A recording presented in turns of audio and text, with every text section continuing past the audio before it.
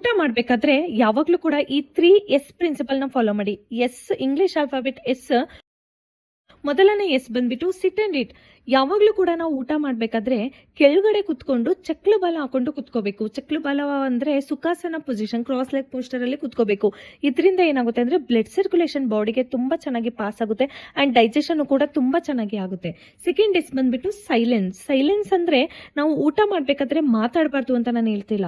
ಊಟ ಮಾಡಬೇಕಾದ್ರೆ ನಾವು ಮೊಬೈಲ್ನ ಯೂಸ್ ಮಾಡಬಾರ್ದು. ಇತ್ತೀಚಿನ ದಿನಗಳಲ್ಲಿ ನಮ್ಮ ಬಾಡಿಯ ಒಂದು ಪಾರ್ಟ್ ಆಗಿಬಿಟ್ಟಿದೆ ಮೊಬೈಲ್.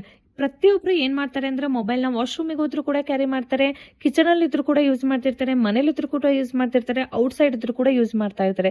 ಸೊ ಇದರಿಂದ ಏನಾಗುತ್ತೆ ಅಂದರೆ ನಾವು ಮೊಬೈಲ್ ನೋಡಿಕೊಂಡು ಊಟ ಮಾಡೋದ್ರಿಂದ ನಾವು ಎಷ್ಟು ತಿಂತಾ ಇದ್ದೀವಿ, ಏನು ತಿಂತಾ ಇದ್ದೀವಿ ಅನ್ನೋ ಅರಿವೇ ಇರಲ್ಲ. ಸೊ ದೇವರು ನಮಗೆ ಸೆನ್ಸರಿ ಆರ್ಗನ್ಸ್ನ ಕೊಟ್ಟಿದ್ದಾರೆ. ಸೊ ನಾವು ತಿನ್ನಬೇಕಾದ್ರೆ ಆ ಸೆನ್ಸರಿ ಆರ್ಗನ್ಸಿಗೆಲ್ಲ ಗೊತ್ತಾಗಬೇಕು ನಾವು ಏನು ತಿಂತಾ ಇದ್ದೀವಿ, ಏನು ಬಿಸಿ ಇದೆಯಾ, ತಂಗಳಿದೆಯಾ, ಪ್ರತಿಯೊಂದು ಕೂಡ ನಮ್ಮ ಸೆನ್ಸರಿ ಆರ್ಗನ್ಸ್ಗೆ ಗೊತ್ತಾಗಬೇಕು.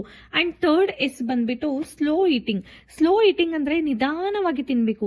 ಎಕ್ಸ್ಪೆಷಲಿ ಹುಡುಗರು ಏನು ಮಾಡ್ತಾರೆ ಅಂದರೆ 5 ನಿಮಿಷಕ್ಕೆ ಊಟನ ಬೇಗ ತಿಂದುಬಿಟ್ಟು ಮುಗಿಸ್ತಾರೆ. ಆ ರೀತಿ ಮಾಡಬಾರ್ದು. ನೀವು ಯಾವುದೇ ಊಟ ತಿಂದರೂ ಕೂಡ ನಿಧಾನವಾಗಿ ತಿನ್ನಬೇಕು. ಮೆಜಾರಿಟಿ ನೀವು ಬಾಯಲ್ಲೇ ಚೀವ್ ಮಾಡಬೇಕು, ಜಗದೇ ಇರಬೇಕು.